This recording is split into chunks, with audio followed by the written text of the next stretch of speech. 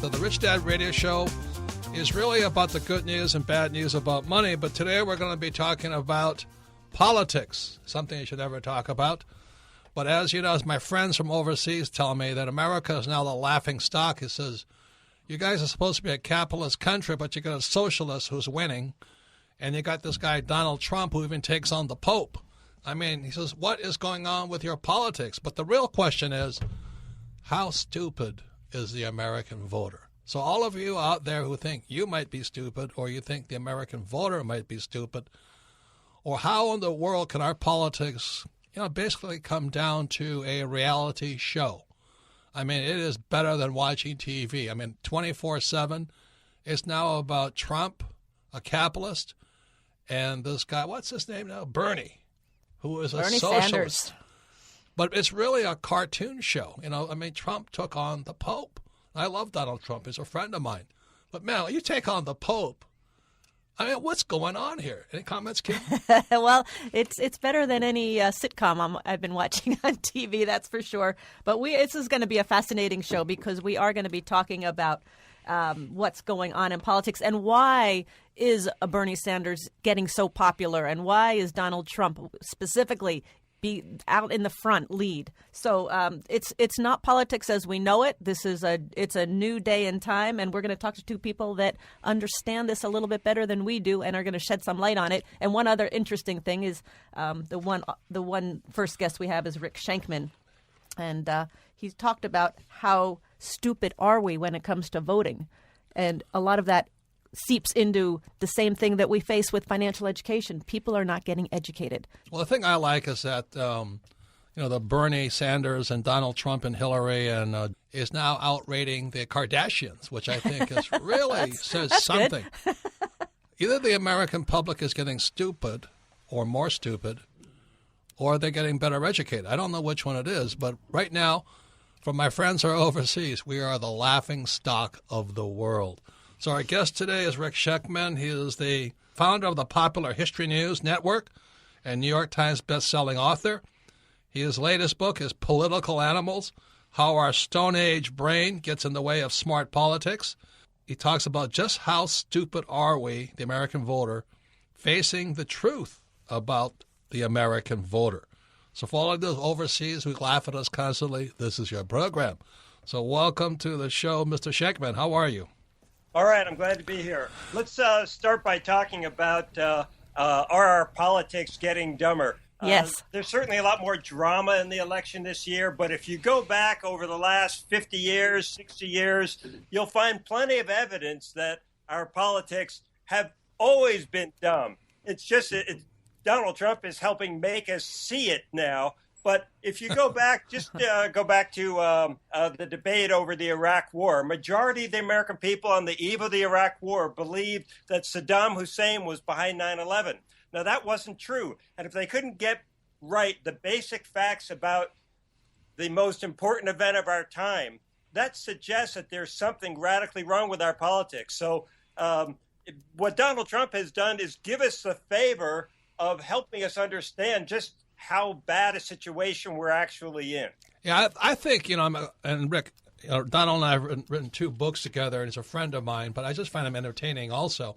But I do agree with you, that pounding he did on George W., questioning 9/11, questioning the weapons of mass destruction, and actually accusing him of the downfall of the American economy, and also mentioning mission accomplished and all that stuff. I give him credit for having the guts to even bring it up because, as Kim says, most of her girlfriends who play golf, really, really like George W., and they don't think he's done anything wrong. Well, he kept us safe. Well, he actually got us into war. Well, I'm looking at a lot of voters now and a lot of talking to my friends, and they were way for Donald Trump. They were really strong for Donald Trump, and now he's been saying a lot of things and making a lot of comments, and they really didn't like the George Bush comment, and they didn't like the Pope comment, and they're kind of going the other way. So here's my question, Rick, is why are the American voters so stupid when it comes to voting? Well, let me just say that I don't think it's fair to generalize that American voters in general are dumb. What I argue is that our politics are dumb, which is a distinction. Maybe it's too subtle, but I think it's important. Just because I never like it when politicians always say the American voters are smart. You can't safely generalize about 300 million people that way. But that aside, why are our politics so dumb? Our politics are dumb because Americans don't pay attention to politics. And they only jump in every once in a while when a Donald Trump comes along and starts yapping about something or other. And then they don't have an outside independent knowledge base to draw from to question what the politician like Donald Trump is saying. So what they wind up doing is going with their instincts. And what I argue in my book, Political Animals, is that when we go with our instincts in politics, we almost always go wrong, because our brain wasn't designed to deal with the problems of the 21st century. It was designed to deal with the problems of the Stone Age. And that means communities of about 100 to 150 people, not communities like we live in now, composed of millions and hundreds of millions of people. That's our basic problem. So what got you going on all this stuff? I mean, I agree with you, but we all have our hot buttons. Mine is a lack of financial education in our schools, and when we wonder why we have a financial crisis. But what got you going on all this stuff about political animals and, how dumb is the American voter and stuff like this? It was the Iraq War and the support for the Iraq War by people who thought that Saddam Hussein was behind the attack on 9/11. That was a wake-up call for me. Just as Donald Trump's popularity is a wake-up call for the mainstream media in general now, it was the fight over the Iraq War and all of the misleading and misinformation that was out there about that, and how the public just didn't seem to notice. That really just got to me. So I sat down and I ripped off a polemic in 3 months called "Just How Stupid Are We? Facing the Truth About the American Voter." And then decided to spend the last 5 years trying to understand the neuroscience and the psychology behind our public ignorance. And that's what I'm doing in Political Animals. Well, thank you for doing that. Once again, this is Rick Shankman. He is the founder of the Popular History News Network, New York Times bestselling author of Political Animals. Why do we have Bernie Sanders now coming up? Well, both Donald Trump and Bernie Sanders are appealing to Americans who feel alienated and vulnerable. And so if you have a left-wing inclination and you're in that category, you're tending to go towards Bernie. And if you have a right-wing inclination and you're in that category, you're tending to go towards Donald Trump. But wait a minute. No surprise. Let me just say this. Think about the last 16 years. We've had nothing to crow about except for one victory. And that victory was when our helicopters went into Pakistan, found Osama bin Laden, and took him out. That's the last victory we've had, and it's the only big victory we've had in 16 long years. But wasn't the re-election of Obama this big victory? No, I'm only kidding. I'm only kidding. So let me ask you this then. What is going on? You wrote this saying, just how stupid are we, facing the truth about the American voter? And what would you say is going on with the American voter? They're not paying attention. Politics is extremely complicated. Right. The candidacy of Ben Carson illuminates the problem. Ben Carson was a brain surgeon. Would he have subjected himself to brain surgery from somebody who had never done brain surgery? Good of point. course not. Good but point. we think that politics is simple and that you can just install anybody in there, regardless of their background and experience, and expect them to be able to do the job. It's laughable, but that seems to be the myth that Americans are operating under. But let me ask, how much of it is the media keeping people stupid and dumb? I think the media is basically reflecting simply the public's low level of knowledge is all about. So I'd agree with you on that one. Our media is us. I was the managing editor of the CBS affiliate in Seattle here, and every day I would come in and check the ratings for the overnights to see how our shows did the previous day. And when we did stories about earthquakes, our numbers would go through the roof. If we did stories about politics, our numbers would plummet. People weren't interested in it.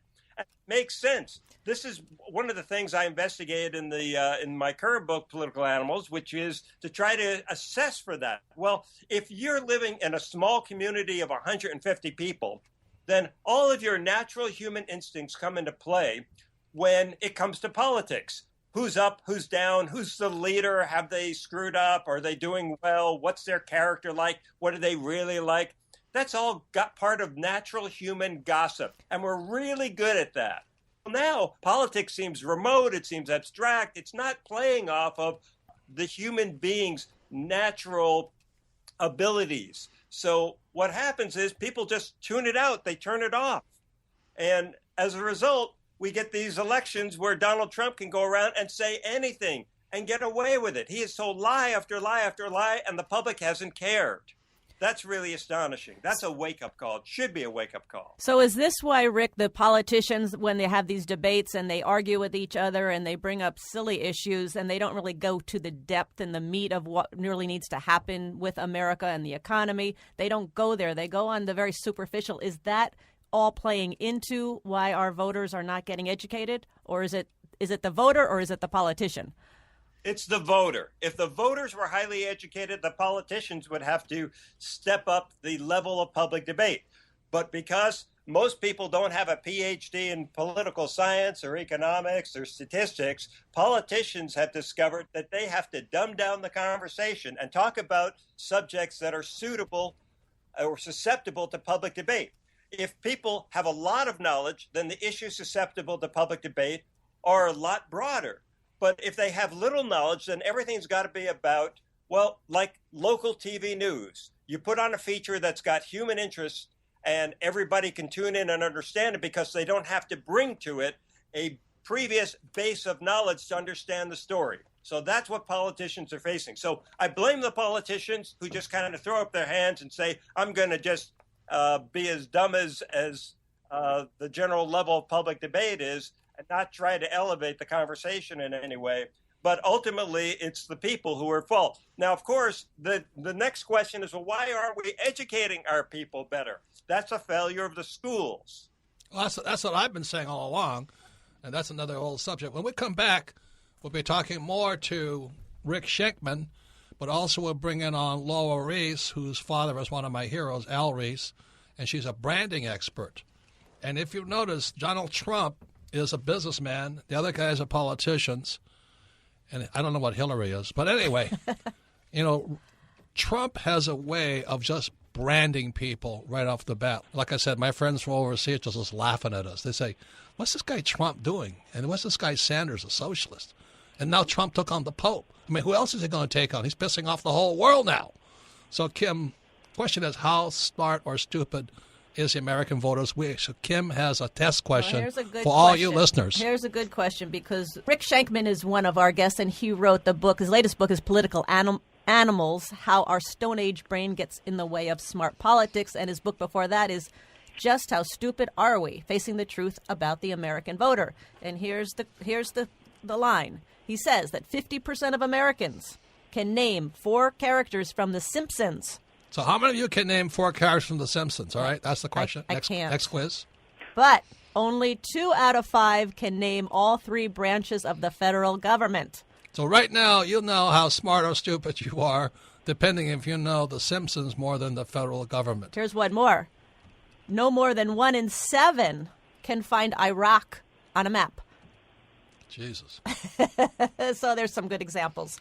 And once again, this program is about how stupid is the American voter. We have Trump, a capitalist, fighting Sanders, who's a socialist. We have the old-time guys, Hillary, the Clintons. I mean, this is a shakeup we have never seen before. I mean, it's going to be a big turnover. The guys who control the scenes, the old guys who control the parties, they're shaking right now. They don't know how to control you and me, the voter. So that's why we have this program, How Stupid is the American Voter? And we have Rick Schenkman again, and we have Laura Reese. Her father is a big hero of mine, Al Reese. He wrote the book Positioning. And she is a marketing strategist, best-selling author, and co-founder of Reese & Reese, a consulting firm. She runs with her father, Al Reese, the legendary positioning pioneer. Laura is the author of Battle Cry, Winning the Battle for the Mind with a Slogan that Kills. And that's Donald Trump. Being a businessman, not a politician, he creates slogans or positioning statements that kill. For example, Jeb Bush is low energy. Hillary Clinton is a liar. I mean, Trump. Who was the guy with the glasses? Who was the thing? He only wore glasses. Oh, that was Rick Perry. Rick Perry. He said he only wears glasses to make himself look smart. so he's kind of branded as not smart. So, Laura, what do you think about this whole campaign with Trump and his branding ability?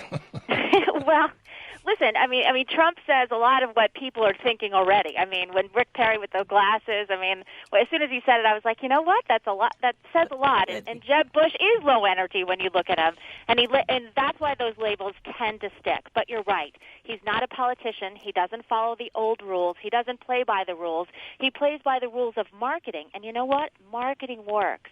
I disagree that the American people are so stupid. I mean, they might not know the three branches of government, sure, but Donald Trump knows how to market, and marketing works. And what is marketing? What was positioning about? It's owning an idea, a word in the mind. Donald Trump is, aside from Bernie Sanders, the only one that has a narrow focus in the Republican Party. What did he do to get on the scene? He focused on one idea: immigration. We're going to build the wall, and we're going to, get those 11 million undocumented people out of the country. We're going to deport them. And he stuck to that message, and that is a huge part of what's helping him lead in the Republican primaries. Question is, though, how did he know that immigration was the issue? He's got a natural ability, I think, to sense what's out there in people's minds and what's upsetting. I mean, he just has, I think, with his business acumen, his marketing skills, he tapped into that. He realized that was something no one else was touching. I mean, no one else wanted to touch that. He went after it, and a lot of people obviously agree with him, felt, very strongly about it, and are supporting him because of it. Okay, once again, Rick Schenkman's going to join us. He's the founder of the Popular History News Network, author of his latest book, Political Animals: How Our Stone Age Brain Gets in the Way of Smart Politics.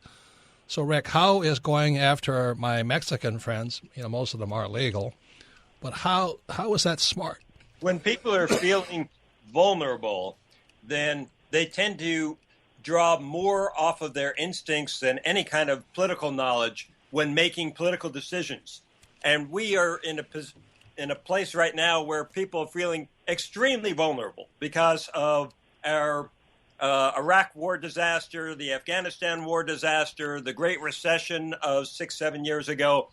And so in that environment, it's quite natural that if a politician steps up and he starts pushing highly emotional buttons like fear of the outsider, which is what he's doing with Mexican immigrants, it's just natural that people are going to respond very, very strongly. If they weren't in such a vulnerable position, a general overall feeling of vulnerability, then they wouldn't have responded to the message. So are they looking for an enemy? What happens is that when people are feeling vulnerable, they always wind up hunkering down among the people they perceive of their own kind. It becomes survival, and survival becomes paramount in your thinking and your feeling. So I think that's really what's going on here and what Donald Trump figured out. So we always say when emotions go up, intelligence goes down. And dealing on emotions, you're saying that the people now are not knowledgeable. They're just going on instinct versus facts versus the issues versus digging deeper. Is that what you're saying?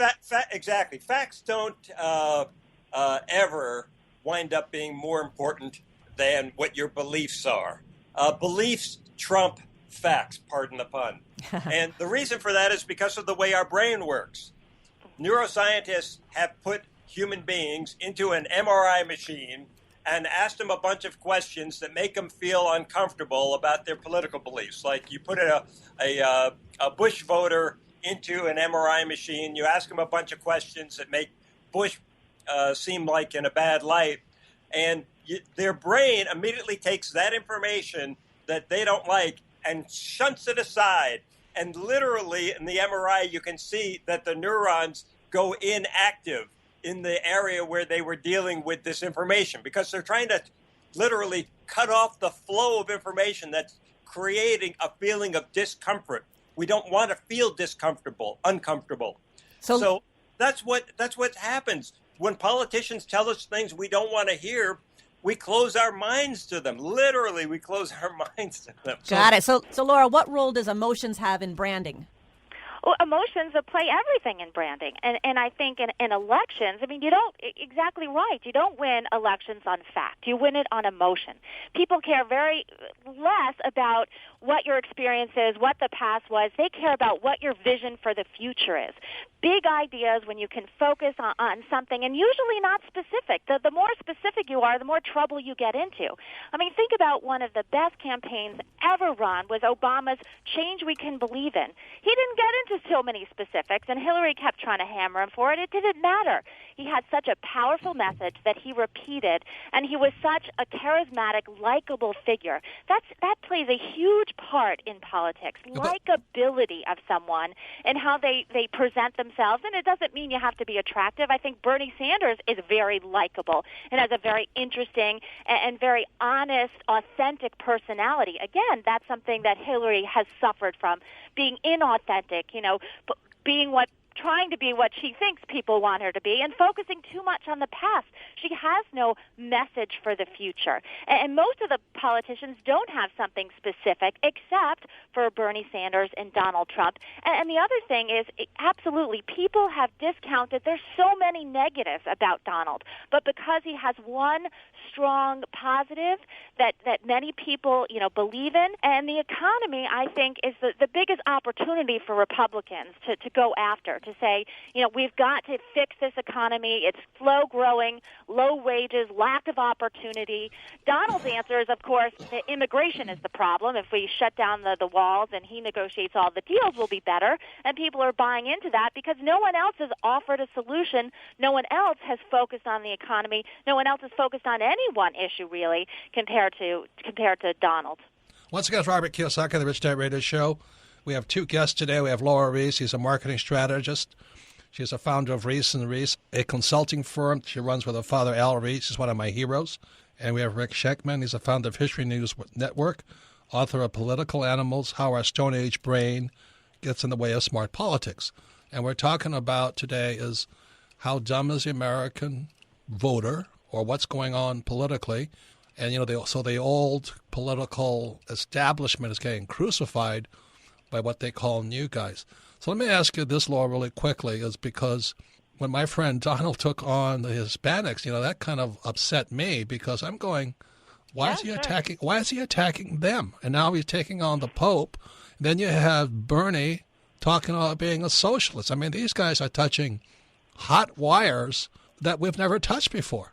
What's going on? Why is the public letting them do this? Well, the media is whipped up into a frenzy because they're saying things that politicians normally don't touch, and they're creating a lot of excitement, a lot of dialogue, and it's still early. I mean, let's remember, it is still early. We don't know exactly how this is going to play out, and if in the end these are going to be the candidates that people actually want at the top of their ticket in terms of winning an election.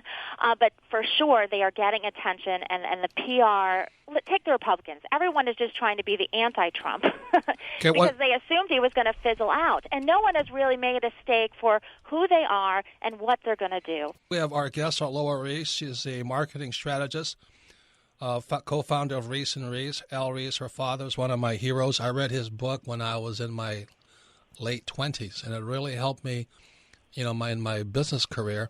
And Laura's also the author. Her first book is by herself is Visual Hammer, which I have sitting right in front of me, and it's a great book. It's Nail Your Brand into the Mind with the Emotional Power of a Visual, and it's a fabulous, fabulous book with lots of visuals. So you practice what you preach. And Thank your you. Newest book, congratulations, is Battle Cry: Winning the Battle for the Mind with a Slogan That Kills. And we're talking. These politicians need both those things. Believe me. So we're getting off. We're talking about Mr. Trump because he says hammering people. He brands them like Bush, low energy. Everybody hears that. Cruz is a liar, Hillary is a liar. But also we have Rick Schenkman. He's the founder of History News Network. He's the author of his latest book, Political Animals, How to Get Our Stone Age Brain, How Our Stone Age Brain Gets in the Way of Smart Politics. And you said something earlier, Rick, that facts are not as important as beliefs. So I want to find out how Trump gets away with what he gets away with. I mean, how can he take on the Pope? How can he blast my friends who are Hispanic and get away with it? How can he blast Megyn Kelly and women and get away with it? You see, this is not logical. Well, I'd like to go back to something Laura said in the last segment, if I could. Is that okay? Of course. Yeah, please. All right. So she was saying elections are all about, and politics are all about emotion. And she was trying to analyze what's going wrong with the current candidates. And I think that was an excellent point. And my take on it is that the problem that Hillary Clinton in particular is facing is that when somebody pulls the lever, it's not clear what feeling they're supposed to have when they are pulling that lever for Hillary Clinton. When you pull the lever for Donald Trump, you know what feeling you're supposed to have. When you pull the lever for Bernie Sanders, you know what feeling you're supposed to have. It's not clear what Hillary's voters are supposed to feel. And that's a problem because elections in the end are not about the candidates, even though all we do is talk about the candidates. And it's kind of as if that's all that matters. Actually, all that really matters in the end is what the voter feels in the presence of a candidate. Trump voters are feeling validated. They're feeling smart.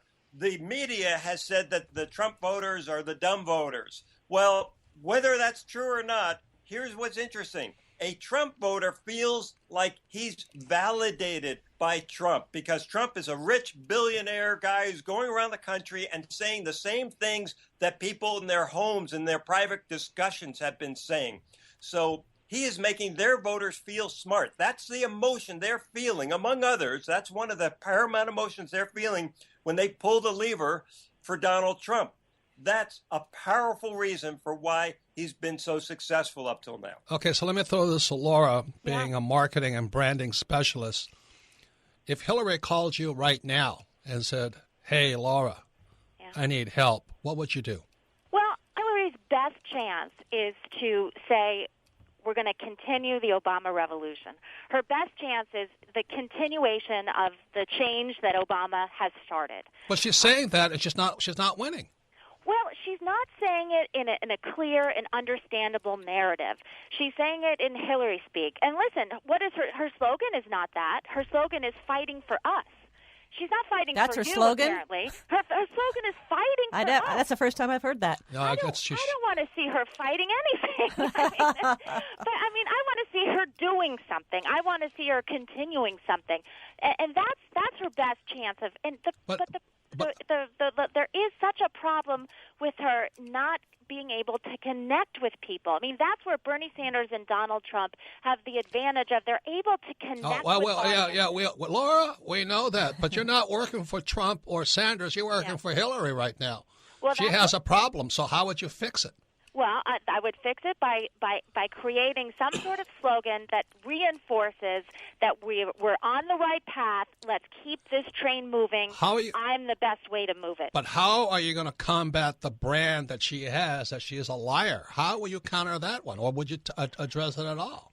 Listen, the more you focus on the negatives and try to fix it, the more problems you create. I understand, but Laura, the best thing is she has the brand. Yeah, she does. So how would you fix it? I mean, that's really the question. Well, you don't want to – what I'm saying is you ignore some of those things and don't try to address them and try to hammer, again, with a slogan, with a visual. I mean, she hasn't done those things. And she should have learned back in 2008 where, again, she was the heir apparent and she got hammered by, a first-time senator. I mean, there was because he understood marketing and she doesn't do that. He connected with people. she finds it very challenging to connect with people. She's not. That's the legacy of the big name of Clinton and Bush have a hard time connecting with ordinary people. And to focus on one thing. Listen, what's the one thing Bernie Sanders keeps saying? He has a clear way of understanding, of explaining what's wrong. The political system is corrupt. It's built for the top 1%, and I'm going to give free college and universal health care. Laura, so let me toss to Rick here. So everybody's excited about Bernie and free education and free this and free that. Do you think the American people really want socialism? Yeah. No, and I don't think he'll win with that message. If he had never admitted to being and bragging about being a democratic socialist, he might have a prayer. But the American people are not going to elect somebody who self-identifies as a socialist. Sorry, it's not going to happen. Well, Rick, how come this guy named FDR Roosevelt got away with Social Security? That was the start of socialism, or the continuation of socialism. Well, first of all, when you have an event like the Great Depression, people are willing to try anything and change their minds.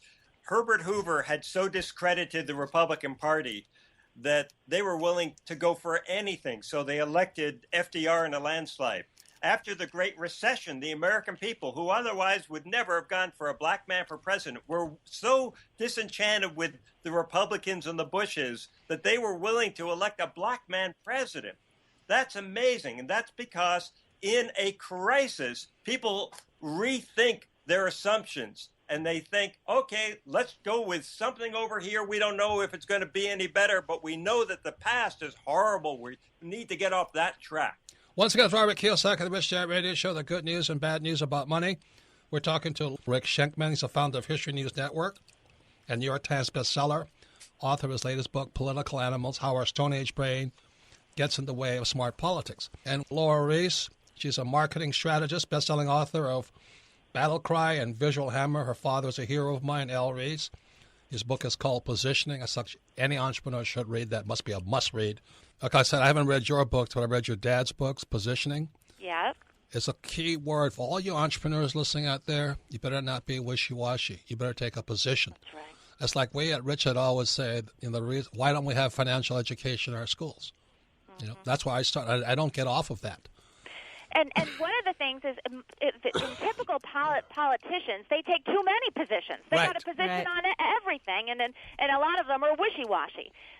The best way to win an election is take a strong position and focus on one key issue. The key issue you hope that can be the change of the election. And here, for the Republicans, I think they've got to what wins is create the crisis and have the solution. The crisis for them is got to be the economy. I mean, the economy's stupid is what got Clinton elected. His focus on it's the economy. George Bush, no new taxes. I mean, that kind of dedicated focus on one thing that appeals to people, is forward-thinking, is strong, is memorable, is what gets you elected to the White House. Well, this is the part that cracks me up. I mean, Trump should have shown pictures of Bush standing on the aircraft carrier with mission accomplished behind it. Yeah. That was as damaging. I got only 2 minutes left. So the final things I want to ask you guys. What do you think about Jeb bringing his mother up? Rick, what do you think about that? It was a desperation move.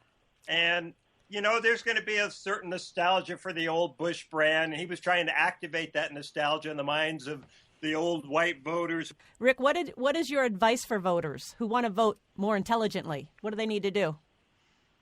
Well, they need to pay attention to politics, and they need to educate themselves. But most importantly, when you're listening to a politician, try to understand what you're feeling as you're listening to the speech. And then even if you don't read anything about politics and you don't know anything, you know your own emotions, and that will be your roadmap to how that politician is trying to manipulate you. If you're feeling super patriotic, you'll know, they're pushing my patriotic buttons. That at least helps you understand what the politician's strategy is. And if you do that with all the different politicians, you'll have a pretty good understanding of what the campaign is all about. And how about you, Laura? What would you have to say about how to get better educated around the politicians? Well, I mean, I think you got to look at how their style of leadership, is that the type of style you want for the country, and what their future plan is, and is that a plan that you are comfortable with? Not the one that grabs the headlines of the day, but one that you're truly comfortable with seeing in that direction our country going in. Good. I want to thank you guys for this, but we're going to have one last question. It's a one word answer. So, Mr. Schenkman, who's going to win? Historians can't even agree on the past, let alone predict the future. Oh, good cover shot. You should be a politician. Laura, who do you think is going to win? Who do I think is going to win? Who's winning? Who's winning? Well... Yeah. Okay, well, thank you for that. That says a lot. The two of you should be politicians. You guys are great. You're very good. So our guests today were Rick Schenkman, author of Political Animals, and Laura Reese, marketing strategist, best-selling author, co-founder of Reese & Reese. Her father is Al Reese, the legendary author of Positioning. Every entrepreneur should get Al Reese's books. He has a whole bunch of them. But Positioning was one of the books that made me millions of dollars. And Laura's latest book is Battle Cry, Winning the Battle of the Mind with a Slogan That Kills. And that's my friend Donald Trump. Boy, he just kills people with slogans. He just crushes you. Well, look at his main slogan, Make America Great Again. I mean, that's a great slogan. And people remember it. He wears it on his hat. There was a whole thing about his hat. It's a great slogan. And people relate to it. He never stops. He doesn't. And I got to say, Laura's other book, Visual Hammer, I've got it right in front of me. It's a fabulous book on how visually what works visually in your marketing of your products and your business. It's a fabulous book, Visual Hammer. So, going to a very popular part of our program is called Ask Robert. You can go to or submit your questions to AskRobert@RichDadRadio.com. So, Melissa, what's the first question for Ask Robert? Okay, Robert, our first question today comes from Benjamin in Akron, Ohio. Favorite book, Rich Dad, Poor Dad. His question is this: why is Rich Dad, Poor Dad still so popular when there are thousands of other financial books out there? What makes the message last over time? Well, it's a great book. No. It is a but great also, it goes back to what I said earlier about Al Reese, Laura Reese's father. His book is called Positioning. So we're positioned as Rich Dad, Poor Dad. I position one against the other. So one of the ways you win in marketing is you divide and conquer. So I said, Rich Dad, Poor Dad. So everybody goes, well, which one is it? So in your mind, I've drawn a line just like Trump does. Then I said, what the rich teach their kids about money that the poor and middle class do not. So those are all positioning statements. That's like if for those of you old enough to remember back when there was a battle between Hertz and Avis. And Avis, the rental car company, was getting hammered. So that Avis came out with a positioning statement called Avis is second best. We're number 2, so we have to try harder. So that was a positioning statement by Avis. So the reason Rich Dad wins is we're always dividing to conquer and positioning. Then we hammer them, just as Laura says, you hit a slogan that kills them. Like Jeb Bush was killed when he was low energy. Any comments, Kim? We work a lot on our branding at the Rich Dad Company, but also one of the things I see, there's classic books. And I'm going to say Rich Dad, Poor Dad is a classic book because there's aha moments in it. And the aha moment, and again, it's kind of a divide thing. You've taken the confusion out of what is an asset and what is a liability. And I've been to accounting classes and all of the business schools, and I still never understood what the heck an asset was or a liability. And you make it very simple. An asset is something that puts money in your pocket, whether you work or not. And that is one of the keys that I think makes the success of the book. It is a position. And the other thing that Laura Reese said about Trump, he doesn't stop. He is consistent in his brand. Very important, consistency. So when people ask me about mutual funds, I always trash them. I never let up on mutual funds. I never let off on financial planners because those are for middle-class people. Again, the rich don't have mutual funds and the rich don't have financial planners. The poor have nothing. You see, I never let up. And that's part of branding also. You don't find me, bringing my mother into this equation like Jeb Bush does, or bringing his brother into this equation. And when Rich Dad, Poor Dad came up, this mutual fund company offered me $1 million a year to endorse the mutual fund company. Now, $1 million is a lot of money, but I refused to do it because it would go against the brand. So I do not let up, and I think that's one of the things that Hillary has really no position. She just stands there with her mouth hanging open, her smile like her husband, and they say nothing. And I think that's what's killing him. Bernie Sanders, his old man, is pounding him. Yep, and you said the word, because I've talked to Laura about this before, and she said number one thing in building a brand is you got to be consistent. You got to be consistent with your message. And so that's why they try to go after politicians and flip-flop and this and that. And, well, you said this and you said that. But you go to Trump and you go, well, you used to be this. Well, yeah, I was at that time because da-da-da-da. And he just handles it. He doesn't try to go around it. He just nails it. So this is my prediction. I asked both Laura Reese and Rick Shankman who is going to be the candidates. I think it's Trump versus Hillary. And the reason I know that, or I suspect Trump will win, is because Trump is already preparing for her. He says, I'm looking forward to doing battle with her. You say both Bernie and Trump love to fight. And Hillary, I don't know where she's at. But their slogan is about fighting.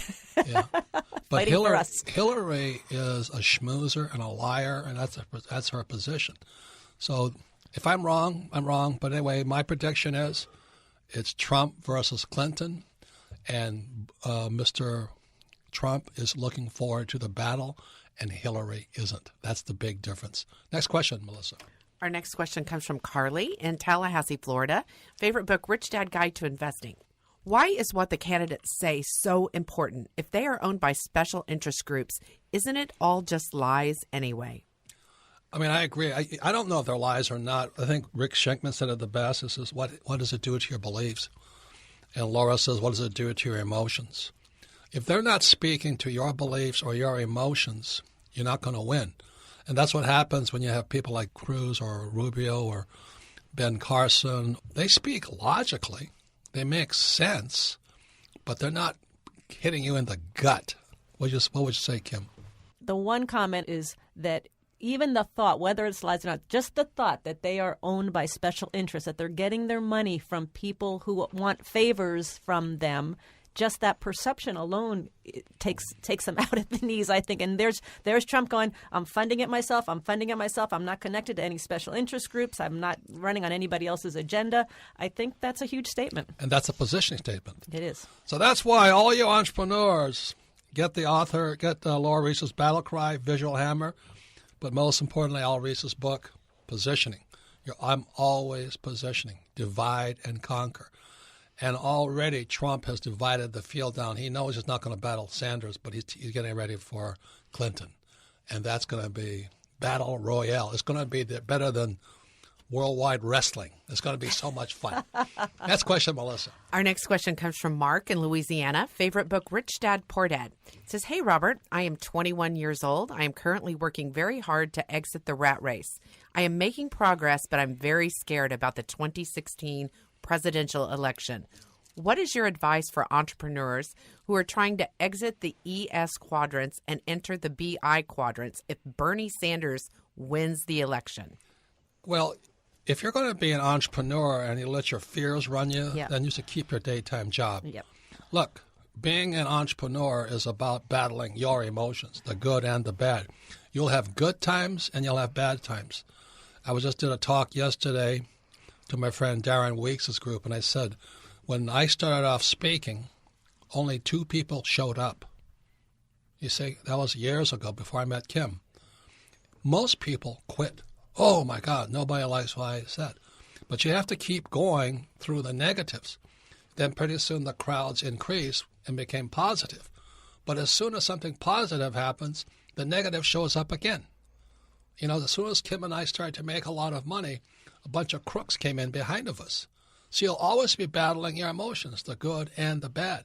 And if Bernie Sanders scares you, keep your daytime job. Any comments, Kim? Yeah, I mean, exactly right. You can't control. We can't control who gets elected. We can vote, but we can't control who gets elected. We can't control what politicians are going to do, what laws are going to get passed. But you can control. I mean, that's why we're entrepreneurs, because we can control our business. We can control our emotions. We can control the decisions we make. So I would just say this, if, as entrepreneurs, our job is to solve problems, and you're going to face problems every single day. You got to know that. And if you're not up to facing problems, and if Bernie Sanders gets elected, there's going to be a lot of problems, I predict. But that's what entrepreneurship is about. So it's more about the spirit of the person than anything else. And we're just talking to our friend, our doctor friend, Radha Gopalan. He just became an entrepreneur. He hired his first employee. Now he has problems. He says, I had no idea how hard it is to hire an employee because he's always been a doctor. So the point here is this. If Bernie Sanders and problems scare you, become a postman, because all you want to do is drive around your truck and just deliver the mail. That's it. And you'll have a good life. Next question, Melissa. Our next question comes from Nick in Calgary. Favorite book, Rich Dad, Poor Dad. Says, what's the difference between sales and marketing? Well, sales is the moment. Very good question. Sales is a moment where the money changes hands. So if no money is changing hands, obviously you haven't made a sale. In the hierarchy of marketing and business, it starts with PR, public relations. This radio program is PR. I'm not asking you to buy anything. The next thing is marketing. And marketing, or PR could also be a book.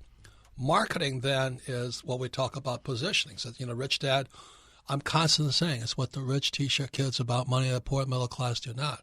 Now, if somebody likes that idea, then they come and they find my book. And if they give me or the bookstore money, a sale takes place. So the hierarchy in the world of communication and business is public relations, marketing, and then sales. People without PR and marketing sell. And that's why most people don't make it, because they don't spend the money on PR or marketing. Comments, and if that's absolutely true, because when we came out with the board game and we came out with Rich Dad, Poor Dad, who was the first person we hired? PR agency. And we've been using PR all along. And just to reiterate, if your PR is good and your marketing is good, then your sales will be easy. If you don't have the PR and the marketing, sales is very, very difficult. And it's a lot of energy to make every single sale. So once again, I want to thank Rick Sheckman, founder of History News Network. And I also want to thank Laura Rees, founder of Rees and Rees. Her father is Al Rees. Laura's books are Battle Cry, Visual Hammers. And Rick Sheckman's book is Political Animals, How Our Stone Age Brain Gets in the Way of Smart Politics. And I like what he said about instincts versus intuition.